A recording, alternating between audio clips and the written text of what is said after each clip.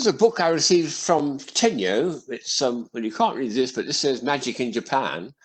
But the Tenyo Magic Company produced this 20 years ago or more. And it's one of these magic books where you've got beveled pages creating an extraordinary effect. It's one of my favourites. I've only got 4 in my collection, I think. It's sort of a magician. There's a magician here, and I'll just run through quickly to animate it and then slow down a bit. Here he goes, and out comes a rabbit. So the first picture is there, and he's reaching down, and then he's getting his hand into the cloth hat. It's starting to produce it. There's the rabbit's ears, and here he comes.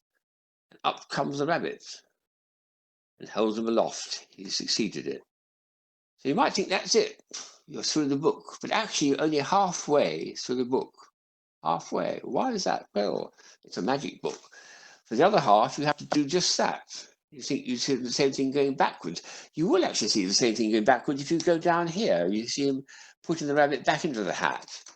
The idea is you're first to flick on this side, and now something wonderful happens because he starts with the rabbit sitting on his shoulder, and now I'll go it through fast and then I'll slow it down for you. What's going to happen? He's going to do more and more rabbits until he's got about a whole flurry of rabbits. So let's look at that. He's starting with a rabbit, and he's going to put his hand back into what looks like an empty hat. But no, he's going to pull out a second rabbit. Look at that. And lift it up onto the shoulder. And the third one's about to come out anyway. Look, he's waiting to appear. Yes, he's going to pick him up as well. There's a third rabbit pops out and sits there. Extraordinarily clever effect, isn't it? So you're either riffling like this, or you're riffing like that, and it does part 1 and then part 2. That's a very clever thing. All done with this beveled pages idea, because it's brilliant. That's a very, very nice toy to have. Here's something very small and neat. I almost overlooked this because I've known the binary company, Bill Ritchie's company, for years. And this thing does the most extraordinary thing. I'll show you the effect, and then I'll show you how it works. So if I hold it like that, what should happen is this hollow box should actually be like a full-dimensional convex thing. So when I start moving it like this, you get some very strange extra effects, which I hadn't suspected, actually. If I tilt it downwards like that, it's going to make an action, whoa, like that. Very strange.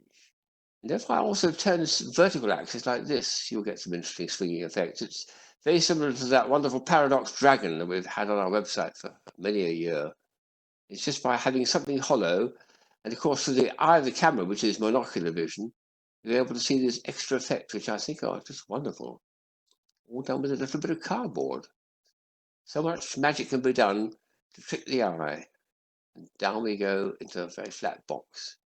And the reality is very different. It's just obeying just a bit of cardboard with elastic bands to hold it together, made into a box. And it has to be looked. If you're not, if you're looking at it for real, someone's showing it to you in your room, you have to look at it really with one eye closed, and then with the monocular vision, you get this fantastic effect. Wonderful. So well done, Bill Ritchie's company. The last item is something which I'd overlooked. It's sometime after these first came out, these magnetic cradle things. There's magnets here, magnets here. This is a little glass piece at the end, and this is a little rotator. We've had, in fact, we probably still have pens which have magnetic ones, but this is a light up one, which I've got to switch it on with, what do I do? Touch my finger. Here we are. And now it's got electronics in it. There's batteries inside. And when it swings, you get some nice play between the speed of the rotor and the speed of the flashing strobe. And sometimes you can get the appearance that the little streaks of red are starting to go over and under and under and over, or change direction. And the whole thing, of course, is suspended in the middle of the air.